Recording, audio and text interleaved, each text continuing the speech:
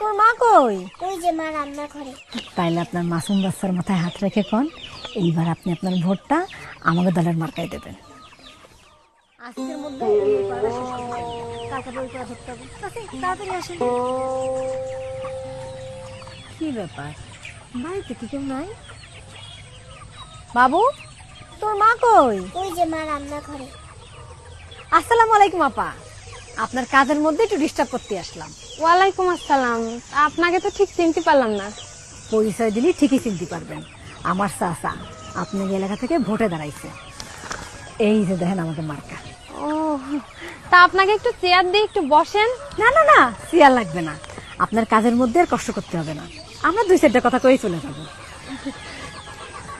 আপা, এতদিন জায়গায় ভোট দিলেন, তাকে দিয়ে তো কোনো উপকারে আসলো না।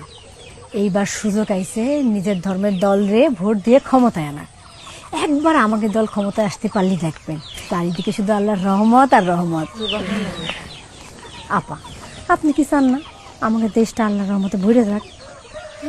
তা তো অবশ্যই। তাইলে আপনার মাসুম বাচ্চার মাথায় হাত রেখে কোন এইবার আপনি আপনার ভোটটা আমাকে দলের মার্কায় দেবেন। আপনার এত বড় সাহস, আপনি আমার মেয়ের মাথায় হাত রেখে আমার কসম কাটতে করছেন? আপনি জানেন না যে আল্লাহ ছাড়া আর কারোর নামে কসম কাটা হারাম? সূরা না হলে 94 নাম্বার আয়াতে কোরআনে আল্লাহ বলেছেন যে তোমরা তোমাকে কসমরে প্রতারণার হাতিয়ার করে না।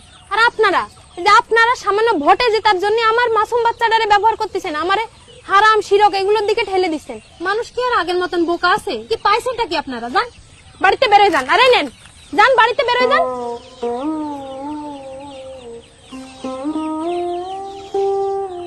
আমার ভোট আমি কোনো প্রতারক, মুনাফিক কিংবা ধর্মের অপব্যাখ্যাকারীদের দেব না, কখনো না।